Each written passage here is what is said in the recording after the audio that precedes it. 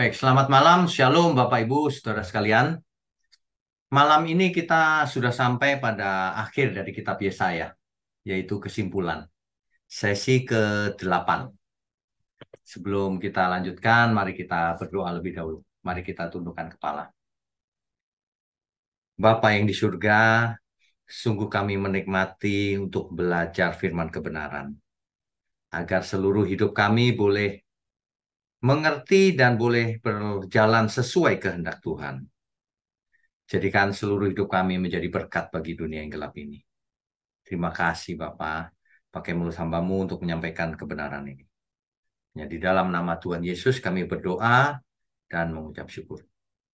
Amin. Oke, sesi ke-8, Kitab Yesaya, kesimpulan.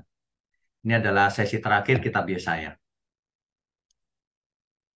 Iya, Bapak Ibu sekalian, penulis Kitab Yesaya itu disampaikan di Yesaya pasal 1 ayat 1 itu jelas sekali.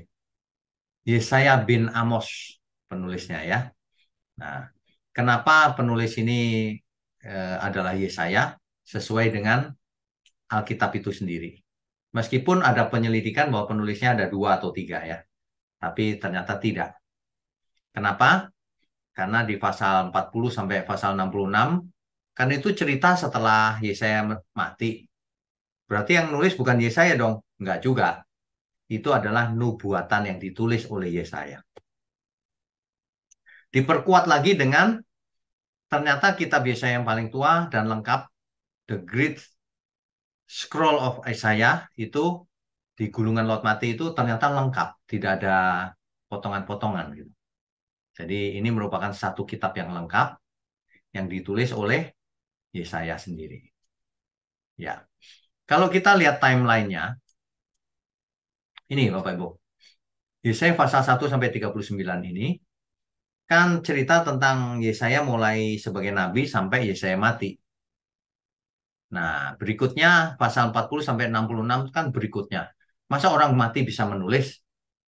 Nah, itu tidak demikian juga. Itu adalah nubuatan yang ditulis oleh Yesaya. Jadi kita sepakat yang menulis Yesaya sendiri. Nah, ini timelinenya kelihatan semua. Sampai akhirnya Maleaki menjadi nabi ya. Nabi sebelum zaman perjanjian baru. Kita akan menelusuri satu persatu di pertemuan kita yang mendatang. Oke, kita lanjutkan dulu. Ya. Jadi begini, saudara. Di tahun 721 sebelum Masehi, bentar saya pakai highlighter ya. Bentar. Ya. Di tahun ini, Israel, kerajaan Israel, yaitu bagian utara, jatuh ke Asyur. Nah, jadi Yesaya mengalami melihat Asyur jatuh. Israel utara jatuh ke tangan Asyur. Barulah di sini Yesaya mati. Nah, Yesaya tidak melihat Yehuda, kerajaan Yehuda atau yang di selatan itu jatuh ke Babel. Tetapi Yesaya menulisnya sebagai nubuatan. Tuhan menyuruh Yesaya menuliskan apa yang akan terjadi. Ya, oke kita lanjutkan. Untuk mengulang sedikit, nama Yesaya itu dalam bahasa Ibrani-nya Yesayah. Yesayah. Yesayah atau Yeshayahu. Yeshayahu itu dari kata Yasa, artinya menyelamatkan. Sedangkan Yahu atau Yah itu dari kata YHWH. Jadi nama Yesaya artinya YHWH yang menyelamatkan.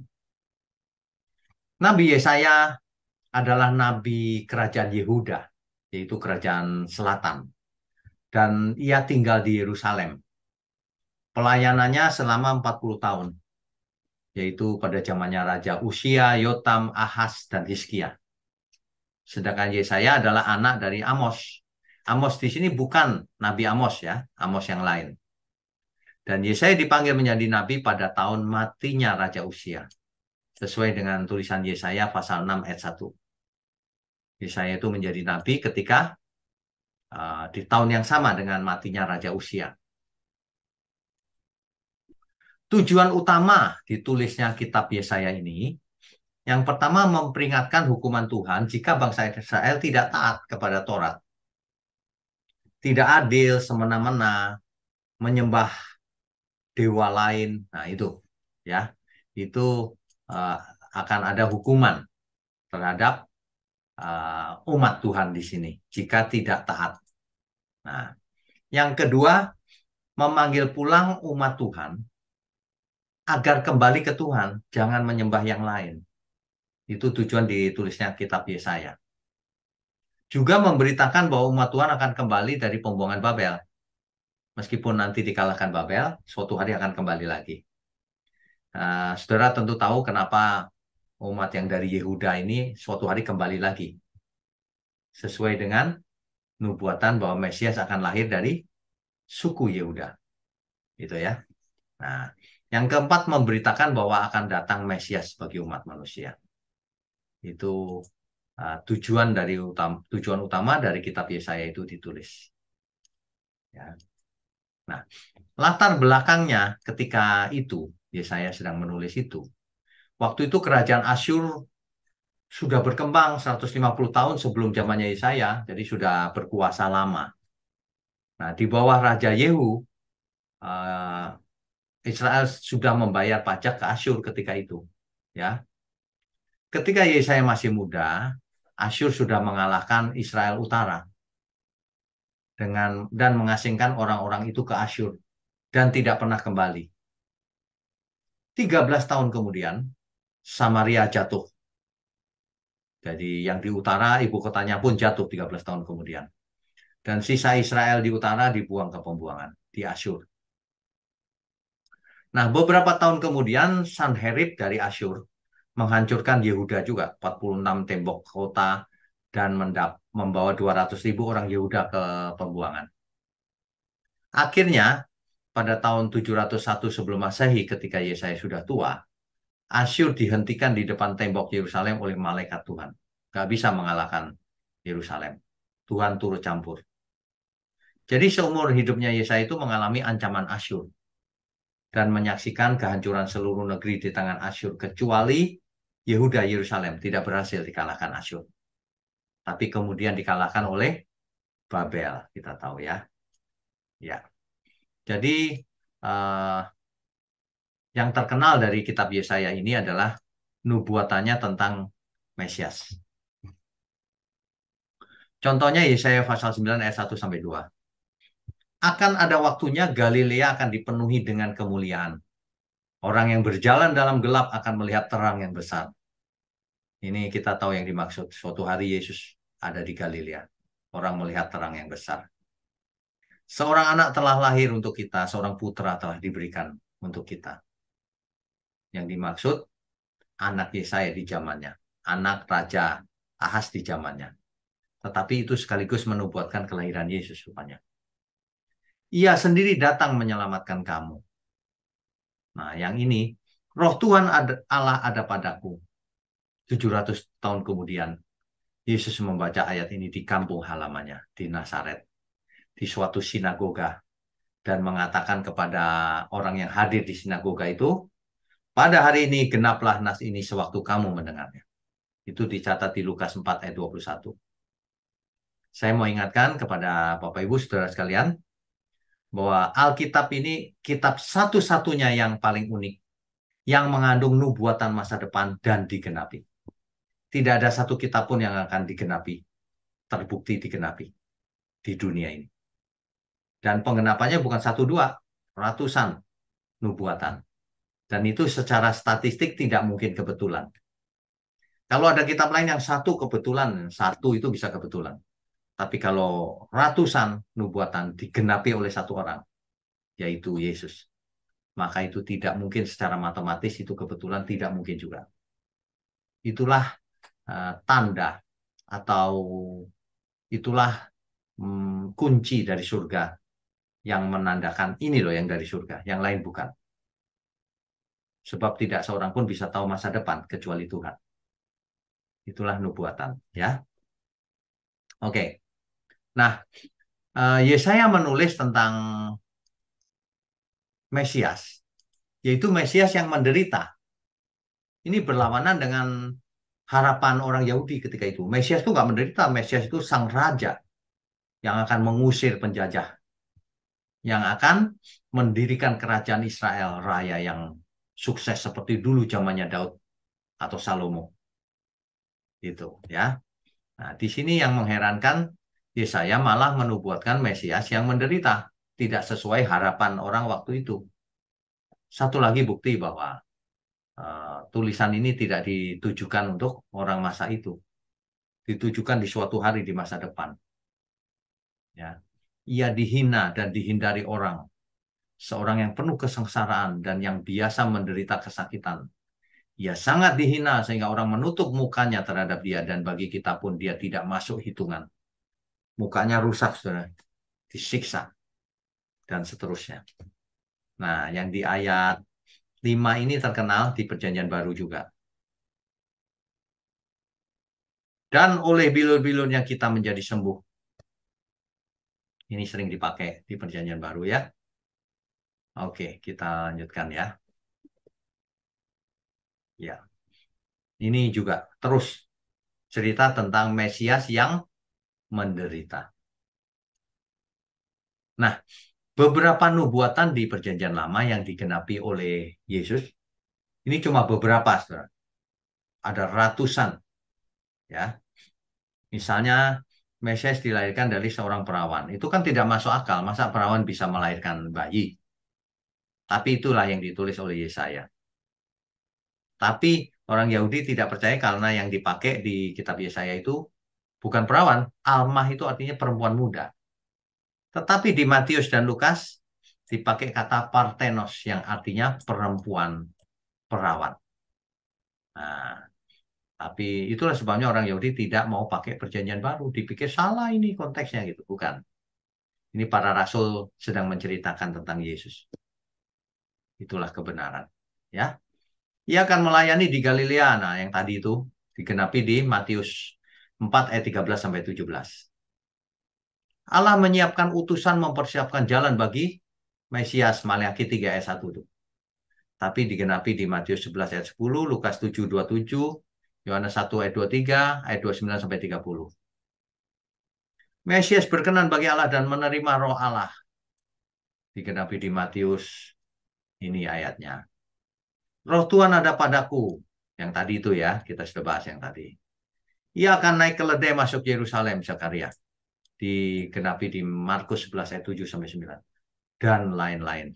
Tidak mungkin semuanya kita baca di sini. Karena ada minimal ada 300 nubuatan. Ya. Mesias akan duduk di sebelah kanan YHWH. Oh, ini lebih nggak masuk akal lagi bagi orang zaman Perjanjian Lama. Masa Mesias duduk di sebelah kanan yang maha tinggi? Tapi itulah yang ditulis oleh Mazmur 110 ayat 1. Dan itulah yang digenapi oleh Yesus di Matius dan Kisah Para Rasul. Mesias itu seperti anak manusia, Daniel 7 ayat 13 sampai 14, digenapi di Matius juga, di Perjanjian Baru digenapi, saudara.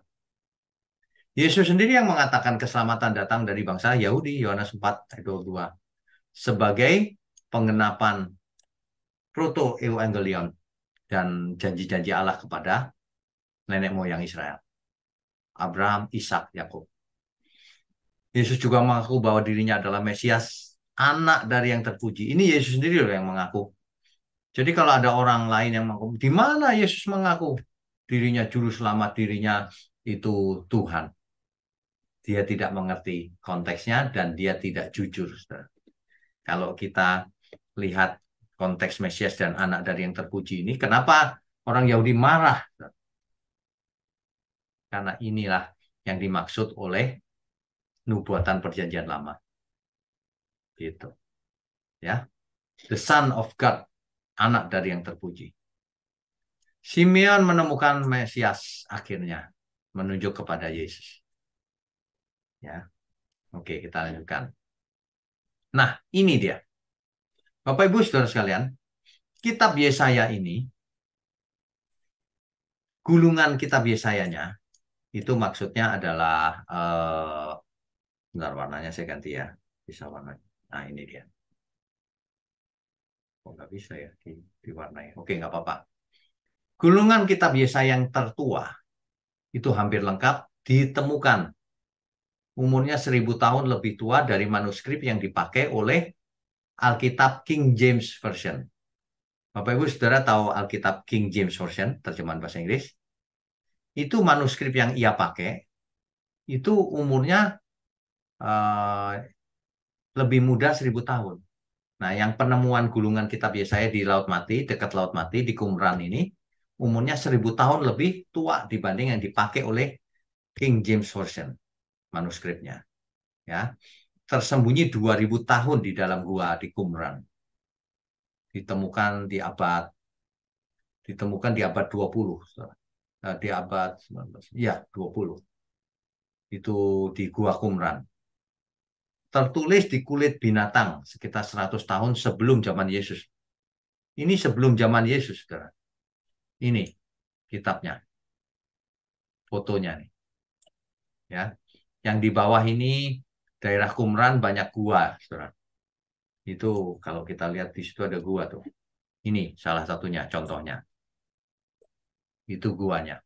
Ada banyak gua di sana.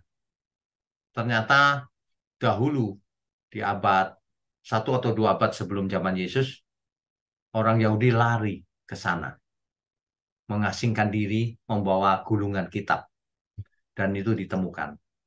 Ini, saudara, ya, tertulis di kulit binatang. Makanya kalau ada orang yang berkata, "Oh, Alkitab sudah dirubah-rubah," berarti dia tidak mengerti fakta sejarah. Sebab yang kita temukan ini isinya tidak berbeda dengan pesannya tidak berbeda dengan Alkitab kita. Ceritanya masih sama. Ya, meskipun tulisannya ada beda sedikit di sana sini, tapi artinya masih sama. Ya. Nah, ini dia. Kitab The Great Isaiah Scroll disebut gulungan kitab Yesaya yang luar biasa. Ya. Nah, ini fotonya. Berasal dari abad kedua sebelum Masehi. Jadi ini adalah manuskrip sebelum zamannya Masoret. Ya. Skrip tipenya adalah Aramaic Square. Ya. Isinya adalah buku Yesaya yang hampir lengkap semuanya ada. Ya, ini ditemukan di gulungan Laut Mati yang ada di Qumran. Ya. Dan sebagian besar sama dengan teks Masoret. Kodenya ini 1Q ISA. Ya.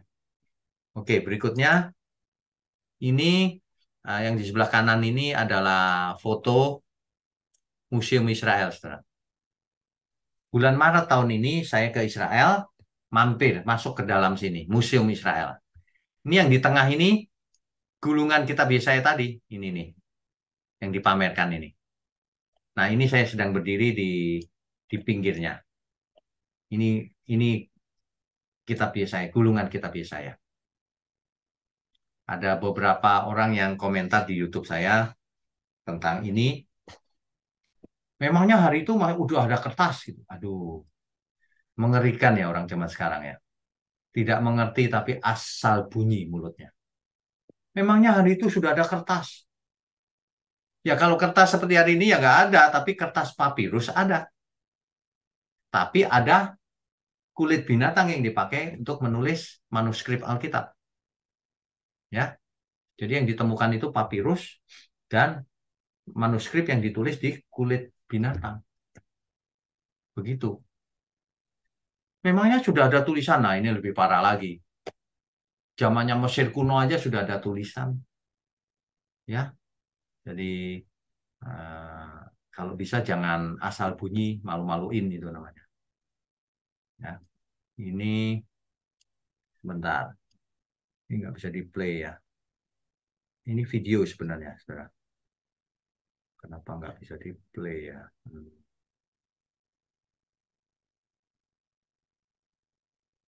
Oh iya, nggak bisa di play ya. Oke, nanti ya oke nggak apa-apa. Nanti saya play videonya ya. Kita lanjutkan dulu. Shalom, saudara. Kita sedang berada di Museum Israel. Apa yang kita lihat ini adalah tulisan asli yang didapat dari penemuan di Qumran, dari kitab Yesaya. Jadi kita bisa lihat ini panjang nih, saudara. Jadi bukan rekayasa. Kalau ada orang yang bicara bahwa Alkitab kita dirubah-rubah, abad keberapa? Tolong disampaikan. Karena penemuan ini ternyata ditulis di abad pertama. Ya, jadi demikian, saudara. Kita berharap ini bisa menjadi berkat buat kita semua. Saudara, Alkitab kita memang firman Tuhan. Tuhan memberkati kita semua. Ya, oke. Nah, ringkasan dari tema kitab Yesaya itu ini, saudara, yaitu Yesaya menulis peringatan kepada umat Tuhan agar bertobat. Sebab ketidaktaatan akan membawa kepada kemarahan dan hukuman Tuhan. Kemudian berisi tentang sejarah Israel dan Yehuda. Ingat ya Bapak Ibu ya, Israel itu yang di utara, Yehuda yang di selatan. Israel ibu kotanya Samaria, Yehuda ibu kotanya Yerusalem. Bagaimana ketidaktaatan umat Tuhan mengakibatkan hukuman Tuhan dijatuhkan melalui Asyur dan Babel. Akhirnya kita tahu bahwa Israel utara hancur dan penduduknya diasingkan ke Asyur. Sedangkan Yehuda dan Yerusalem kemudian dinubuatkan dihancurkan oleh Babel. Ya. Selain hukuman, Tuhan juga memberikan kesempatan untuk kembali ke Yehuda dan Yerusalem kelak. Jadi bukan cuma dibuang, suatu hari akan kembali lagi. Ada harapan yang cerah. Jadi di samping itu kitab Yesaya juga menubuatkan tentang Mesias yang menderita karena pelanggaran kita. Akan adanya Mesias, akan adanya langit yang baru, bumi yang baru. Itu janji Tuhan yang disampaikan melalui Yesaya. Ya, Bapak Ibu saudara sekalian, kalau kita belajar Alkitab, ya, nabi-nabi itu kan banyak. Seringkali orang bingung, nabi si A ini zamannya apa, nabi ini zamannya apa. Sebab banyak orang berpikir bahwa Alkitab kita itu kronologis. Belum tentu, ya. Kita sudah sampai di kitab Yesaya. Kitab Yesaya ini di zamannya yang dulu diceritakan oleh kitab raja-raja misalnya. Begitu. Jadi makanya timeline tadi penting. Oh, kitab Yesaya itu lahirnya pelayanannya di sana tahun sekian gitu. Jadi bukan terus seperti kronologis ya. Nah, ini contohnya nih. Ini yang di atas nih. Daniel Yehezkiel itu sebentar. Itu melayani di zamannya Babel. Daniel ada tahunnya ya. Yehezkiel juga. Sedangkan pada zamannya Asyur ada Nabi Yunus, ada Nabi Yehezkiel juga. Jadi Yehezkiel mengalami dua kerajaan ini, Asyur dan Babel. Israel, nabinya itu Hosea. Ini yang di utara ya, Hosea dan Amos.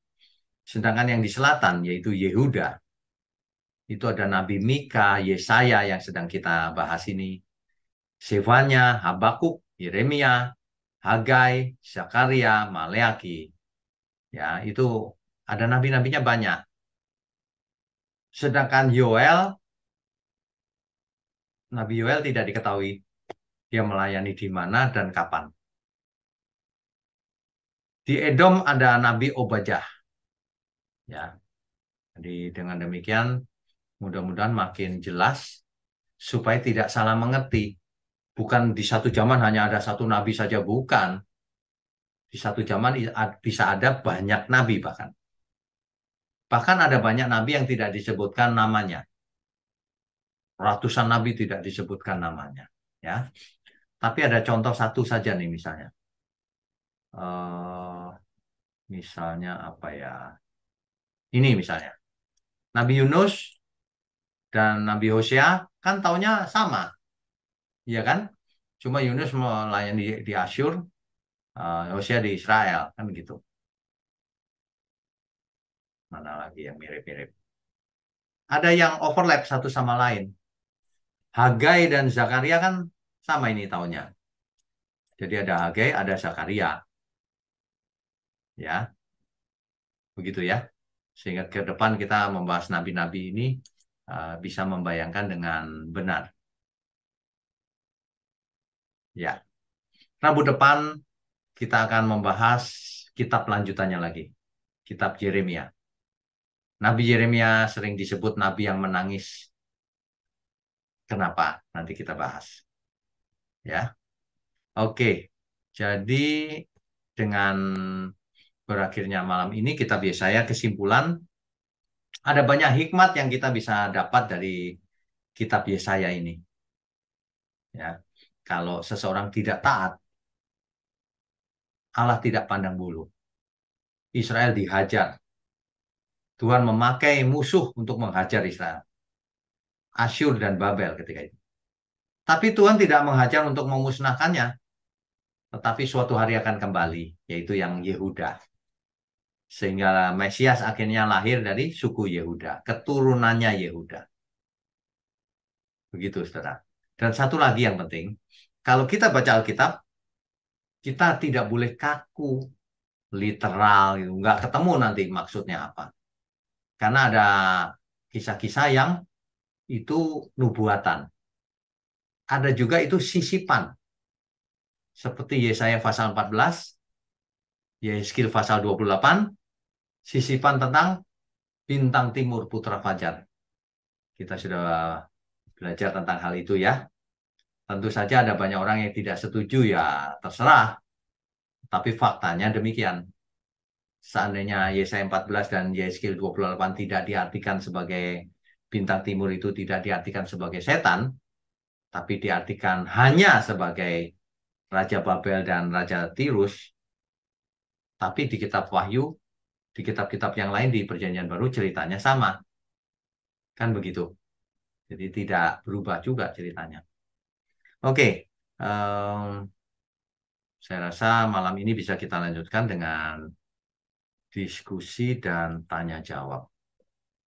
Ya, silakan. Yang pertama Pak Wirawan. Pak Wirawan raise ya. Silakan Pak.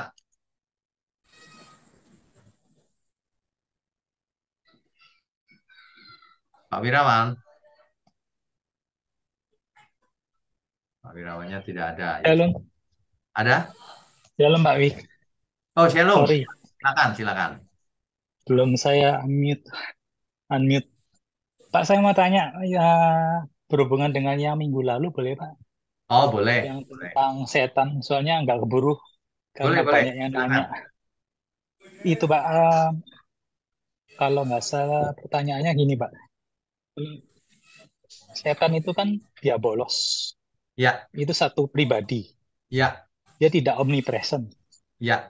Tapi dia punya anak buah banyak. Malaikat yang fallen angel itu, yang setan apa? Betul. Yang Daimonian. demonian itu.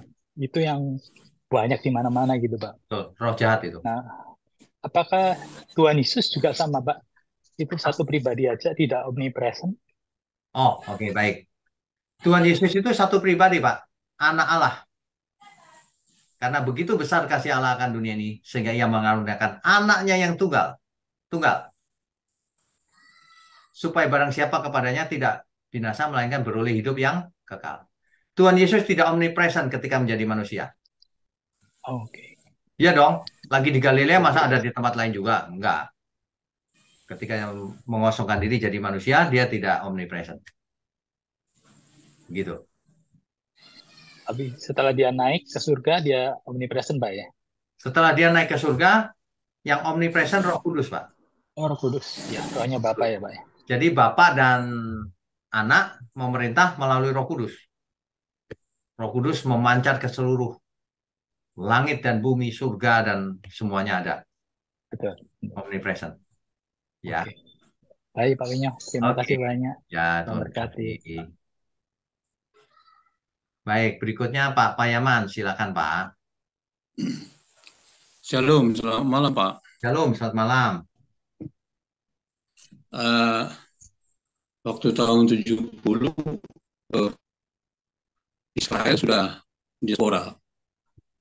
Ya, Ah, kemudian sesuai dengan janji Abraham bahwa mereka sudah menduduki Kanaan, ya, tapi terjadi apa perubahan Allah tahun 70 mereka diaspora.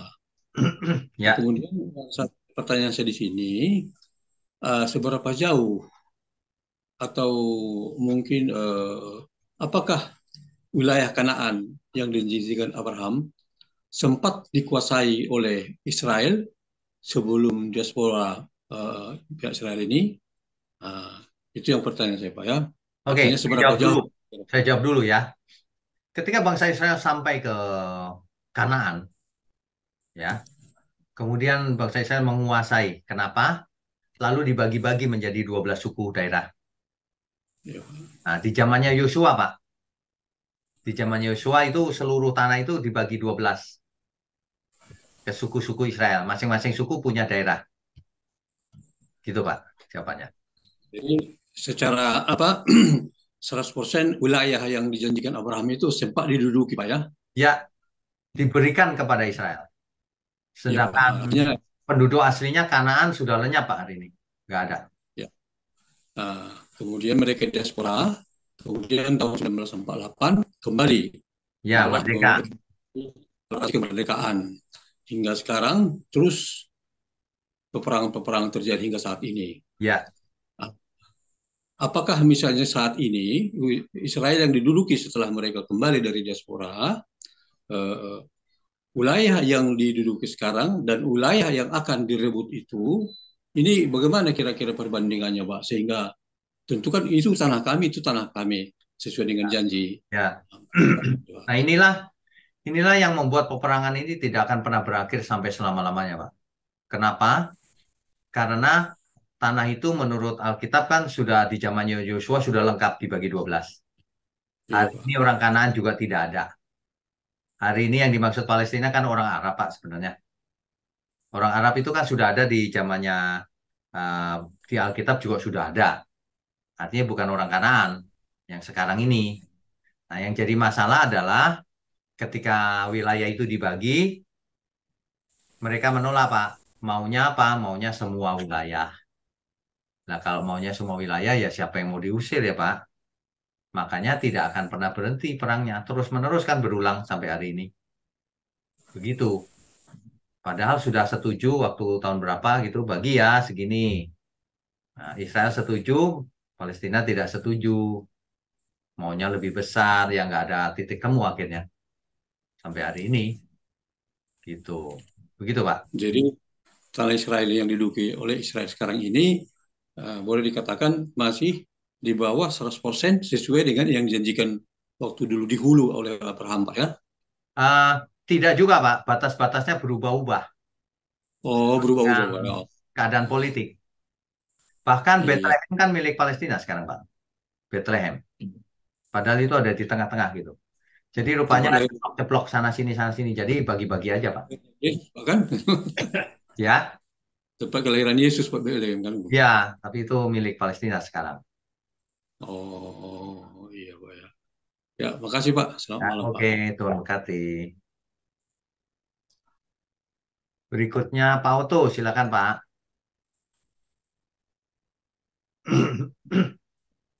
Halo Pak Wisnu. Shalom, Halo Pak Wisnu. shalom Pak. Eh, saya mau tanya, saya agak confused sedikit. Itu waktu Adam dan Hawa itu kan di Taman Eden. Taman Eden itu kan di dunia, Pak. Ya, Terus betul. kemudian eh, orang yang disalib bersama-sama dengan Yesus, salah satu kan nanti pada saat ini juga kamu ada di Firdaus. Ya, Firdaus kan juga di dunia, Pak ya. oke, begini Pak. Nah, Firdaus itu suatu istilah, artinya taman, ya, artinya taman yang indah. Sehingga kata sifatnya Firdaus itu artinya suatu tempat yang indah, gitu.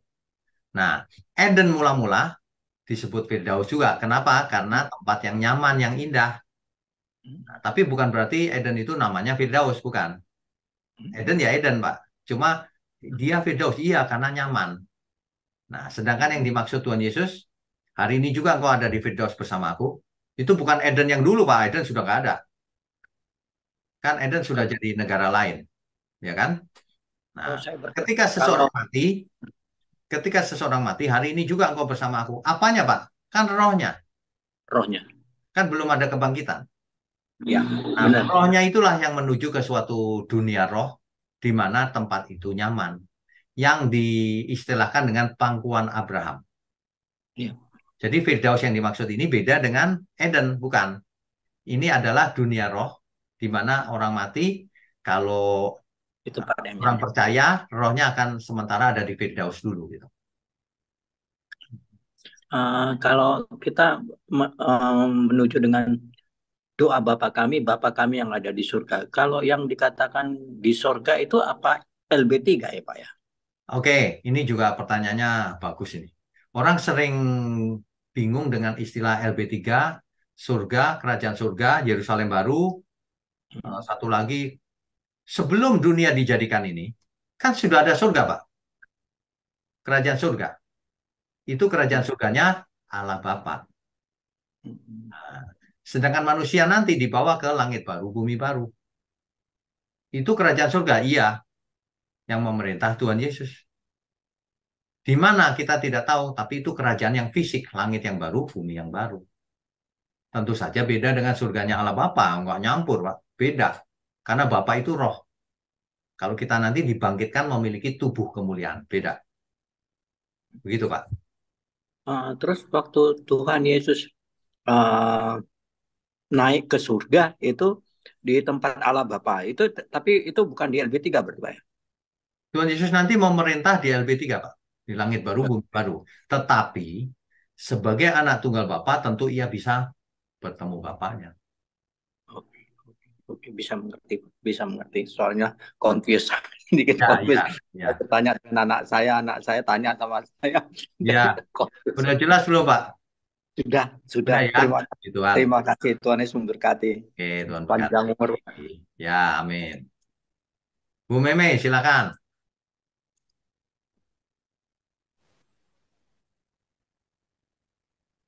Halo, belum ada suara, Bu?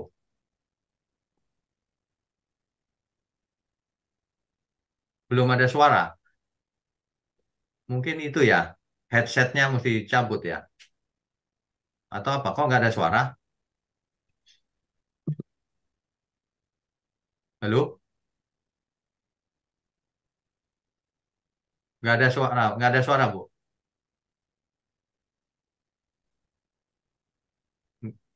Nggak ada suara. Mungkin mic-nya ya ada gangguan ya. Oke, lain kali ya, Bu. Oke, Tuhan berkati. Berikutnya Bu Mariana, silakan Bu. Pak, malam Pak. Malam. Pak, Tuhan kan janji apa sama Abraham dan keturunannya yang akhirnya nanti menurunkan Tuhan Yesus ya Pak ya Ya, dari Yehuda. Nah kan itu sudah tergenapi nih. Nah ya. kalau menurut Pak Wignyo ini sampai sekarang ini Israel itu masih menjadi bangsa pilihan nggak ya Pak? Oke, ini pertanyaan sangat bagus. Keputusan Tuhan itu tidak bisa dicabut, Bu, kecuali Tuhan yang mencabut. Jadi apakah bangsa Israel umat pilihan? Iya. Oh. Apakah kita umat pilihan? Iya. Umat pilihan Jadi, perjanjian lama, umat pilihan perjanjian baru. Nah, jadi kenapa Israel yang demikian? secara fisik sekarang ini masih tetap menjadi bangsa pilihan ya Pak ya? Masih tetap. Ya. Hmm. Kenapa? Karena di kitab Wahyu dikatakan dua saksi akhir zaman. Nah, dua saksi itu satu yang memiliki Taurat, satu yang memiliki kesaksian Yesus. Oh. Nah, kita tahu jadinya. Ya. Tapi Ibu jangan salah ya, kalau umat pilihan itu bukan berarti semua orang selamat, bukan itu. Yeah. Sebagai bangsa dipakai untuk melahirkan Mesias. Setelah melahirkan Mesias dipakai apa lagi nih? Dipakai sebagai saksi akhir zaman. Ya. Oh, jadi sekarang karena Mesias sudah lahir, berarti yang dipakai lagi untuk kesaksian akhir zaman gitu aja. Kesaksian akhir zaman. Kalau mau tahu Elohim yang benar, tanyalah kedua saksi akhir zaman ini. Oh iya. Karena saya berpikir gini, kan sampai sekarang kan walaupun mungkin tidak semuanya sudah ada mesianiknya itu kan mereka kan masih tidak mengenal, apalagi ditambah dengan kondisi yang sekarang itu. Betul. Jadi saya bertanya-tanya, apa masih masih menjadi bangsa pilihan nggak sih? Kok Betul. kayaknya dia itu ada masalah terus gitu bangsa Israel itu perang terus gitu. Pilihannya di sini maksudnya sebagai saksi. Oh ya ya ya. Ya, itu maksudnya. Oh Ya. ya Pak. Oke. Itu aja. Makasih ya Pak. Ya, berkati. Tuhan berkati juga. Berikutnya siapa ini? Altin ya? Altin atau Alvin? Mata saya kurang jelas, sorry. Silakan di unmute. Iya, Oke. ya Salam Pak Shalom. Wigno Di dan mana juga ini? Di kota mana? Bapak Ibu sekalian di kota Surabaya, Pak. Oh, Surabaya. Oke, Ya, silakan. materinya Bapak sangat bagus dan sangat memberkati juga. Puji Tuhan. Oh, jadi saya nggak bertanya tentang materi, Pak. Saya keluar dari konteks, boleh nggak, Pak? Boleh, boleh.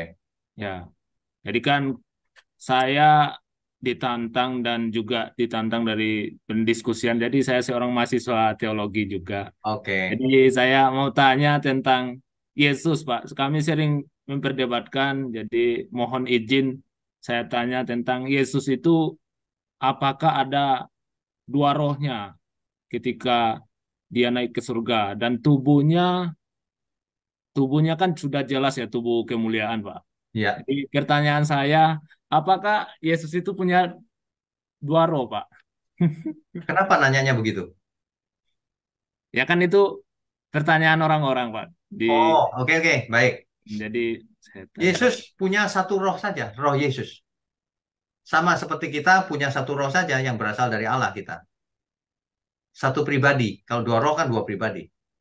Satu, roh Yesus, roh Kristus. Nah, Satu. jadi kan Dwi Natur kan manusia, Yesus itu manusia sejati ya Pak. Manusia Natur sejati itu, dan Dwi Natur itu tidak ada di Alkitab. Allah juga. Itu sebutan orang lain kan.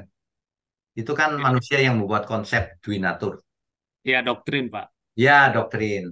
Kalau Alkitab berkata, ia menjadi manusia kan. Hmm. Artinya apa? Nggak ada dua, satu. Tetap satu. Rohnya roh apa? Rohnya Yesus tentunya. Terus roh manusianya nggak ikut ya Pak ketika naik ke surga. Loh, nah ini nih, ini soal doktrin nih. Kalau Alkitab berkata begini, Yohanes 3 ayat 16, karena begitu besar kasih Allah akan dunia ini, sehingga ia mengaruniakan anaknya yang tunggal kan, supaya barang siapa yang percaya kepadanya tidak binasa, melainkan beroleh hidup yang kekal. Nah, roh Yesus inilah yang masuk ke rahim Maria, menjadi bayi, menjadi janin. Ya udah, tubuhnya tubuh manusia begini, rohnya tapi roh Yesus. Nah, nanti waktu ke surga ya roh Yesus tetap. Cuma tubuhnya jadi tubuh kemuliaan. Gitu, gitu saja. Sama dengan kita misalnya. Kita mati. Nanti dibangkitkan. Roh yang mana yang dibangkitkan? Ya roh kita. Nanti diberi tubuh kemuliaan, ya roh kita dan tubuh kemuliaan. Ke surga. Gitu. Ya. Jangan jangan ruwet-ruwet mikirnya. Simpel saja begitu. Ya tapi tetap satu ya Pak Satu. rohnya Yesus. Ya. Oh, mana ada dua? Waduh, kacau deh. Iya. Satu. Ya. Iya Pak. Itu Oke. aja Pak. Terima Ya, kasih memberkati. terima kasih. Pak Mulyono, silakan Pak. Malam, Pak Wignya. Malam.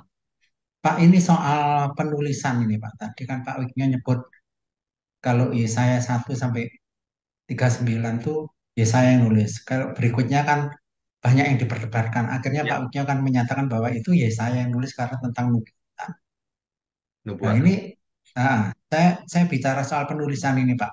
Ya, Karena beberapa kitab yang lain juga agak membingungkan. Misalnya tentang Daud dan Saul itu, Pak. ya. Waktu Saul meninggal itu yang nulis siapa, Pak? Kalau kok bisa ada yang tahu gitu, Saul meninggalnya itu karena dibunuh sama orang gitu. Kan sebelumnya kan katanya sudah meninggal, ternyata belum. Ada orang lain yang membunuh. Nah itu yang nulis siapa sebenarnya, Pak? Di kitab mana? Di Pakai ayat, Pak. Pakai ayat nanti ketahuan. Itu sudah saya bahas kalau nggak salah di sesi-sesi yang lalu. Raja-Raja ya. Di Raja-Raja mungkin, Pak. Gini, Pak, Iya. Alkitab itu adalah laporan kan sebenarnya, tulisan apa yang sudah terjadi. Oke. Kan tulisannya apa yang sudah terjadi, bukan belum terjadi ditulis, kecuali itu nubuatan. Yang bukan nubuatan kan sudah terjadi. Jadi kalau seseorang mati, contohnya yang sederhana gini deh, Pak. Lalu Musa mati, loh katanya Musa yang nulis. Masa nulis mati bisa nulis? Hmm. Di kitab Hmm. Kejadian kan, kayak di Iya, iya. kitab itu Pentateuch kan Musa mati itu. Nah, masa Musa mati ada tulisannya? Nah, gitu Pak. Itu yang nulis adalah lanjutannya Musa udah pasti. Entah Yosua, entah siapa, kemungkinan Yosua. Ketika Musa mati diteruskan di kitab itu, gitu tulisannya. Nah, Nah, jadi kalau Saul yang bisa mati apa juga Daud yang nulis? Nah, bisa juga begini. Setelah hmm. zamannya lewat, baru ditulis. Setelah zamannya lewat, baru ditulis, Pak. Itu redaksional namanya. Tapi Jadi, taunya dari mana ya gitu, Pak? ini analisa, Pak. Karena tidak mungkin orang mati nulis. Nah, itu udah pasti nggak mungkin. Iya, iya. Nah, iya gitu, Pak. Jadi itu nggak masalah. Yang penting ceritanya itu koheren nggak? Konsisten nggak gitu. Contohnya yang Musa aja deh yang jelas tadi. Musa mati kok ditulis oleh Musa gitu. Gimana ini? Nah, itu kita Iya, tahu iya, itu iya. redaksional. Itu dilanjutkan tulisannya oleh Yosua mungkin. Gitu. Ya, soalnya memang ada beberapa peristiwa yang mengherankan. Ini mati kok siapa yang nulis kan gitu Ya, akhirnya. ya nggak usah jauh-jauh lah Pak. Kitab Kejadian aja. Pada mulanya Allah menciptakan langit dan bumi. Yang nulis Musa, emang Musa ada di situ ngelihat? Ayo. Iya, iya, iya, iya. Nah, iya. Ya kan? Nah, jangan Ya lupa, kok tahu gitu ya? jangan lupa Tuhan yang beritahu. Kan Oh, seringkali di Alkitab dikatakan begini, aku menaruh perkataanku di mulut Nabi ini. Kan gitu iya, kan? iya, iya, iya, iya. Nah, jadi Iya, iya, iya. kita udah tahu ini pasti Tuhan. Nggak mungkin Musa lihat kayak film gitu. Iya, Enggak lah. Gitu. iya, iya. Ya udah Pak, kadang-kadang baca masih bingung Iya, kadang-kadang iya. soal siapa yang nulis. Ya, Oke. ya makasih banyak. Oke, Tuhan berkati. Berikutnya Samuel ya. Silakan. Selamat malam Pak Wignya. Malam Pak Samuel, silakan. Ada dua pertanyaan Pak. Yang pertama dulu nih, Satu dulu. di kitab Yesaya ini kan dia menubuatkan tentang Tuhan Yesus yang akan datang. Nah, sesuai dengan dulu saya pernah dengar eh, khotbah atau diskusi ya Pak Wignya yang bawakan. Jadi keselamatan kalau di luar kekristenan itu akan dihakimi sesuai dengan Roma 2 ayat 14 kalau nggak salah Pak ya. Ya, betul. Nah, tapi saya pernah dengar juga bahwa keselamatan itu kalau orang-orang perjanjian lama yang selamat itu yang percaya dengan adanya nanti kedatangan juru selamat. Nah ini tolong dijelaskan Pak, yang apakah mereka itu selamat karena percaya janji atau karena berkenan di hadapan Tuhan ini bagaimana Pak? Ini untuk orang di Oke, perjanjian lama Pak. oke. Orang Yang pertama perjanjian itu Pak. lama, orang perjanjian lama dituntut Tuhan supaya taat. Taat kepada siapa? Taat kepada Tuhan. Melalui apa? Melalui hukum Taurat. Makanya kalau kita baca sepanjang perjanjian lama itu ya, nabi-nabi mengingatkan kembali ke Taurat. Bertobat Kalau dari untuk maksud perjanjian lama itu adalah kembali ke Taurat, menyembah YHWH, Sang Adonai, Elohim, gitu.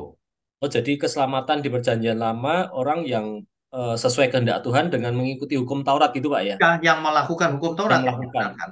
Iya, di Kalau perjanjian lama. yang mereka sebelum yang ada sebelum hukum Taurat bagaimana Pak? Dari Adam dan sampai Musa itu kan belum ada hukum Taurat Pak. Keselamatannya Langsung bagaimana? kehendak Tuhan. Kalau Adam dibilang, jangan kau makan buah itu. Dia melanggar, artinya dia melawan siapa? Melawan Tuhan kan? Nah, gak ada Taurat pun sudah melanggar perjanjian Adam. Dikasih tahu jangan, dilakukan. Kain diperingatkan Tuhan, malah diterusin bunuh adiknya. Itu ngelawan Tuhan namanya. Meskipun nggak ada Taurat ya udah pasti itu salah, udah pasti binasa. Oh, jadi bukan yang di perjanjian lama berarti bukan mereka yang percaya akan datangnya juru selamat kan seperti yang pernah saya dengar itu bukan seperti itu, Pak ya. Bukan melakukan Taurat. Oke. Terus yang Mereka kedua, mereka menantikan juru selamat itu bukan dalam rangka keselamatan itu. Mereka menentukan juru selamat itu dalam rangka sang juru selamat itu nanti akan menjadi raja di Israel, memulihkan kerajaan Israel. Gitu loh. Makanya para murid, para rasul, ketika Yesus mau naik ke surga ditanya Tuhan, Tuhan kapan kau pulihkan kerajaan Israel? Pertanyaannya masih itu terus. Gitu. Ya, oke. oke. Iya, Pak. Yang Terima kedua, kasih. Yang kedua, Pak. Jadi tadi kan yang di perjanjian lama, Pak. Terus kalau ini orang yang di khotbah Pak Wigno juga saya masih agak rancu. Kalau kita selamat kan tidak ada jalan keselamatan di luar Tuhan Yesus dari betul, sisi kita di dalam kekristenan, Pak ya. betul. Terus kalau di luar Kristen kan seperti di apa namanya di Roma 2 ayat 14 tadi, Pak. Nah, apakah itu menjadi lebih mudah atau lebih susah, Pak, kalau ada orang yang dihakimi menurut hukum Taurat, atau kalau kita memberitakan Injil ke dia dan dia mengetahui, dia cuma mendengar, dia paham atau tidak, atau maksudnya kadar taunya dia itu hanya cuma sedikit, tapi dia cuma menolak gitu, tapi dia hidup sesuai dengan yang Roma 2 ayat 14. Atau kalau dia memang sudah tahu banyak tapi tetap menolak, nah ini bagaimana Pak? Jadi dua tipe orang itu Pak, gimana Pak? Oke, benar. Jadi begini, hakimnya itu kan Tuhan Yesus. Kalau Tuhan Yesus nggak mati di kayu salib, maka tidak ada penghakiman. Semuanya binasa. Karena Yesus mati di kayu salib, maka ada penghakiman bagi manusia. Maka semua jadi milik Tuhan. Tuhanlah yang jadi hakimnya. Karena penghakiman Bapa tidak menghakimi. Hal penghakiman diserahkan kepada sang anak. Nah, Yesuslah yang jadi hakim. Sebagai hakim yang adil. Kalau orang nggak pernah dengar Injil, masa dihakimi menurut Injil? Yang enggak dong, nggak adil tuh. Dulu bangsa Israel hanya diberikan Taurat, yang ngasih Tuhan loh. Taurat itu. Ya mereka dituntut sesuai Taurat. Tapi di perikop yang sama, Roma pasal 2 itu, dikatakan, kalau bangsa lain yang tidak memiliki Taurat, oleh dorongan diri sendiri melakukan yang dituntut Taurat, mereka nggak jahat, nggak mencuri, nggak berzina, nggak ini, nggak itu, maka ia menjadi hukum Taurat bagi dirinya sendiri. Itu menunjukkan bahwa ia memiliki Taurat di hatinya, tertulis di hatinya. Tapi kan jarang Pak orang yang seperti itu Pak ya. Apakah itu artinya lebih susah atau tidak, hampir tidak mungkin atau bagaimana Pak? Oke, saya bisa jawab dengan fakta Alkitab. Israel yang dipilih sebagai umat pilihan, banyak banget yang binasa. Tidak bisa melakukan Taurat. Itu kan? Ya. Apakah ada yang bisa melakukan Taurat? Ya tentu ada. Kenapa tidak? Syariatnya ditulis 613 aturan. Ada yang bisa? Bisa. Contohnya Rasul Paulus, aku tidak bercacat kalau mengenai Taurat. Rasul Paulus berkata begitu. Tapi setelah mengenal Yesus, itu seperti sampah bagiku. Gitu. Ya kan? Jadi kalau bicara gampang nggak? Ya tentu saja sangat sulit ya. Apalagi sekarang harus sempurna, sulit sekali. Tetapi kita sebagai umat pilihan tidak boleh, belum apa-apa sudah bilang, tidak bisa Tuhan. Loh, nurut apa enggak kok? Bisa nggak bisa, usahakan semaksimal mungkin. Persembahkan seluruh hidup kita. Kan jadi orang begitu harusnya. Banyak yang belum apa-apa, nggak bisa manusia kok disuruh sempurna. Gitu. Ya kalau nggak bisa ya percuma kok jadi manusia. Nggak mau Oh, belajar, kan harus mau belajar gitu. Bisa nggak bisa itu urusan nanti. artinya orang yang tidak pernah mendengar tentang Tuhan nanti apa namanya sangat susah Pak ya itu ya. Dibanding dengan kita yang mengenal Tuhan ya walaupun susah tapi sudah ada jalannya gitu Pak. Teorinya begitu, tapi ternyata tidak. Orang Enggak banyak juga yang Pak ya. mengenal Tuhan malah lebih jahat daripada orang yang tidak mengenal Tuhan. Menggunakan agama untuk kejahatan malah. Untuk menyerang orang, membunuh karakter, memfitnah. Waduh, mengerikan pokoknya. Di Terus zamannya kalau orang ada Farisi orang itu yang malah menolak terlalu. Tuhan Yesus tapi dia belum tahu hanya mendengar tapi dia sebetulnya belum tahu tentang Tuhan Yesus tapi menolak apakah dia gimana Pak kalau itu Pak? Oke, ini nanti hakimnya Tuhan Yesus. Tuhan tahu persis hatinya seperti apa. Misalnya gini, dia menolak nih. Menolaknya karena apa? Jangan-jangan dia salah mengerti. Nah, kalau salah mengerti, enggak, ah. Tapi dia mau buat baik, mengasihi sesama dan sebagainya. Bukan karena benci sama Tuhan Yesus loh, bukan menolak loh. Karena mungkin salah ngerti. Dia lihat kok orang Kristen jahat-jahat ya. Wah, dia nggak mau jadi Kristen. Bukan salah dia dong. Wah, dia dihakimi menurut nuraninya. Nanti Tuhan Tuhan Yesus tahu. Nah, iya, terima kasih Pak. Seperti Muhammad Gandhi itu Pak. Mahatma Gandhi itu Pak ya. Ya. Ya. Nah, nanti Ya. Tuhan tahu persis hatinya.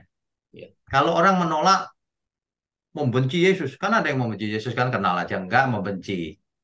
Aneh kan? Mengkafir-kafirkan orang lain padahal kenal aja enggak. Itu kan jahat banget itu. Yang begitu pasti nggak selamat. Ya. Oke, makasih Pak. Oke, Tuhan berkati. Berikutnya Bu Meme, coba lagi. Ada suara nggak?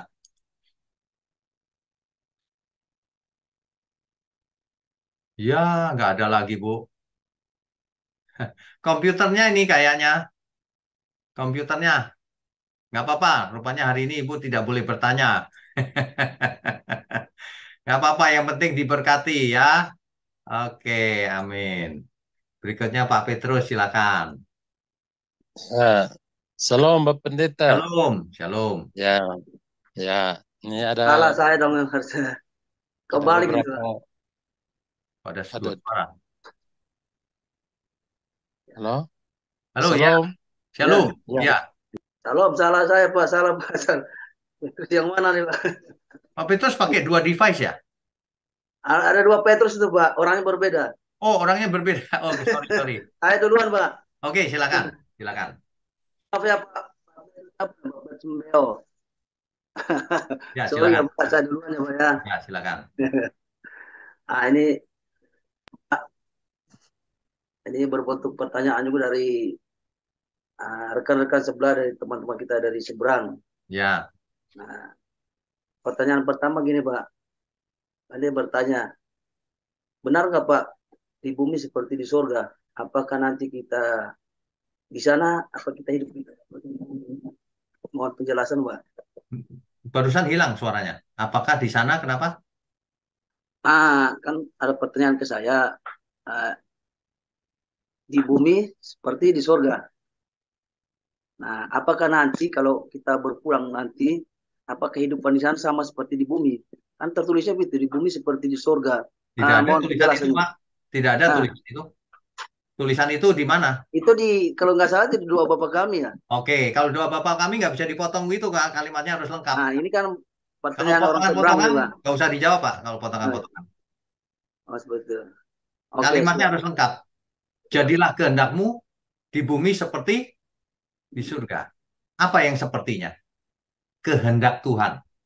Ya. Artinya kita harus taat kepada Tuhan selama di bumi ini seperti nanti di surga taat. Gitu. Jadi kalau baca ayat nggak boleh dipotong. Nggak boleh. Bukan, ini kan berbentuk pertanyaan dari Iya, jawab aja begitu.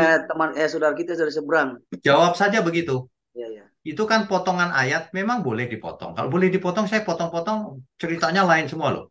Nggak boleh ya. Itu Oke, satu siap. kalimat. Jelasin aja. Itu di Alkitab satu kalimat.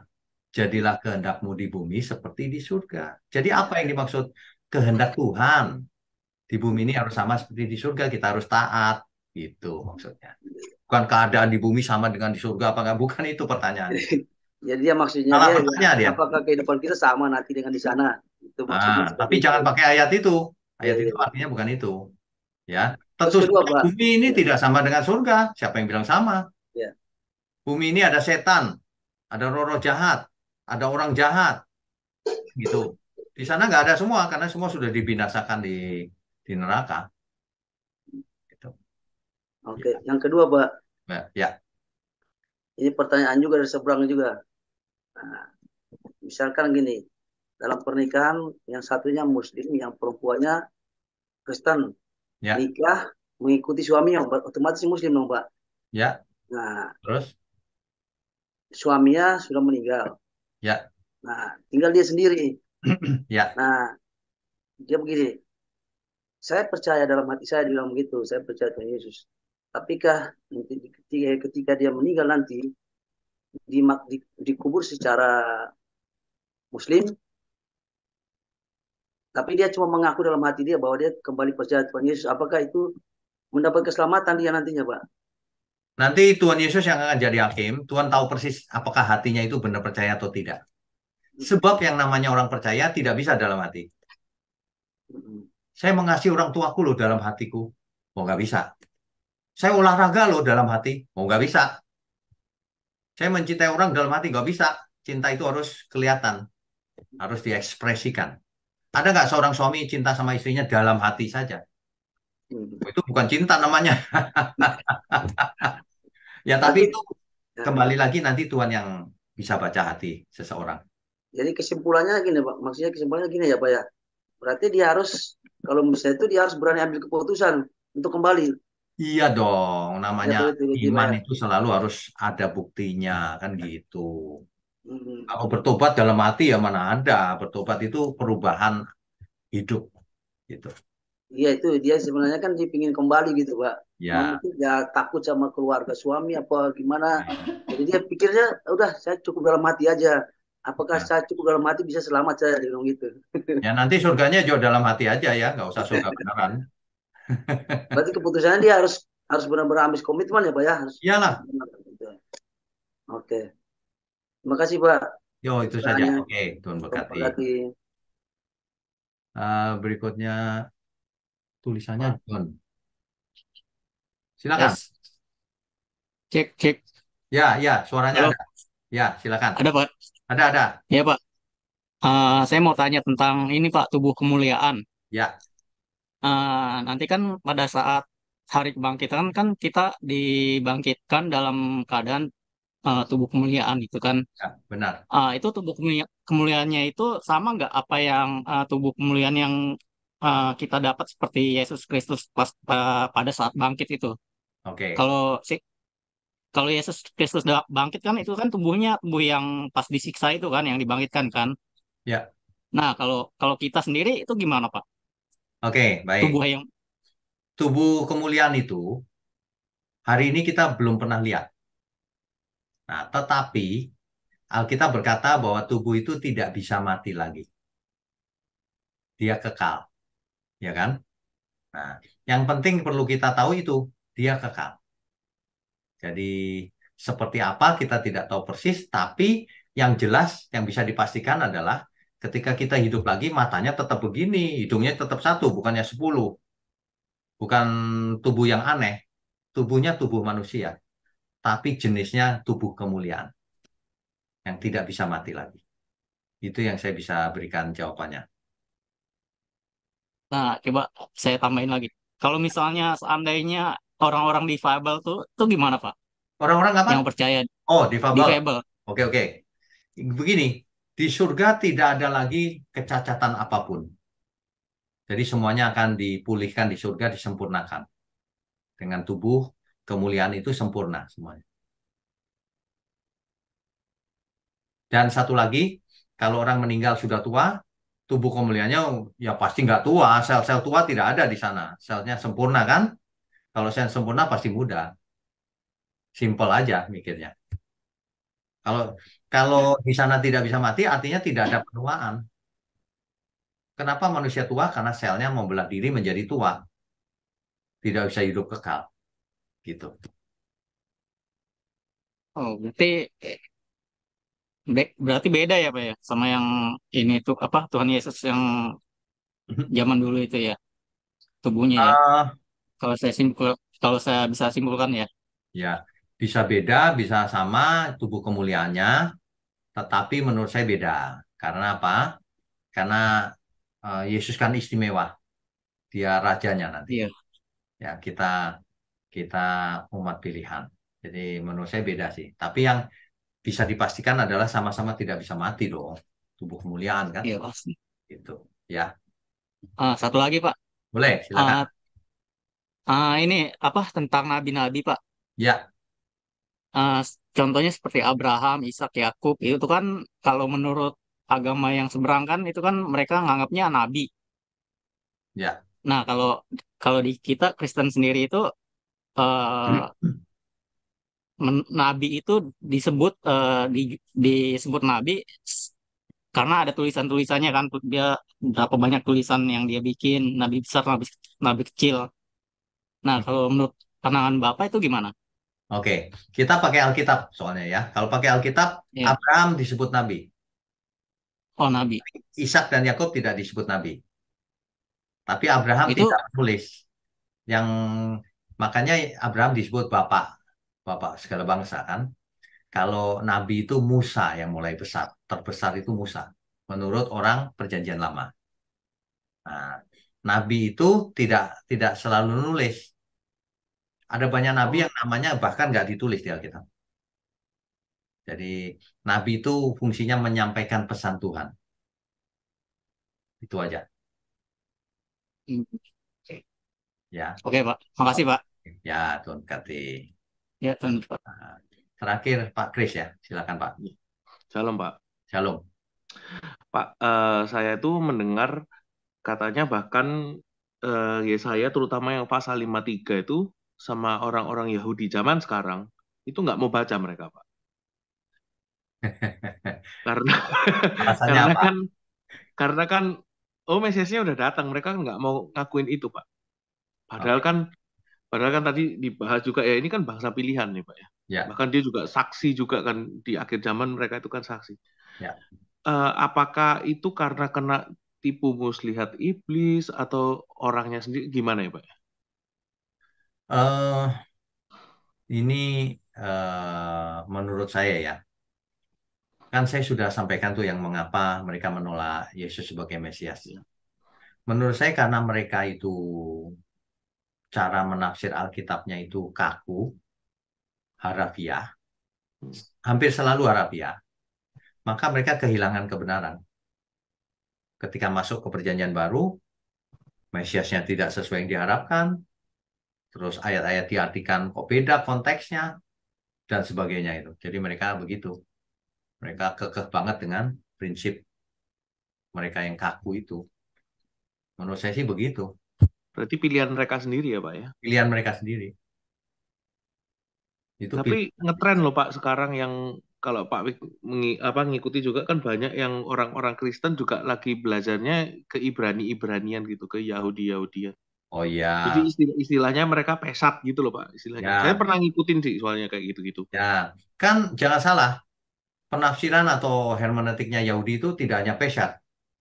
Kan ada beberapa lapisan kan? Iya, iya betul. Mestinya peshat itu kan langkah pertama. Bukan berhenti di peshat, bukan berhenti secara harafiah. Harafiahnya mengerti.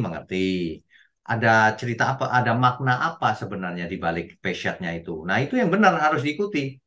Banyak orang berhenti di peshat, akhirnya aneh.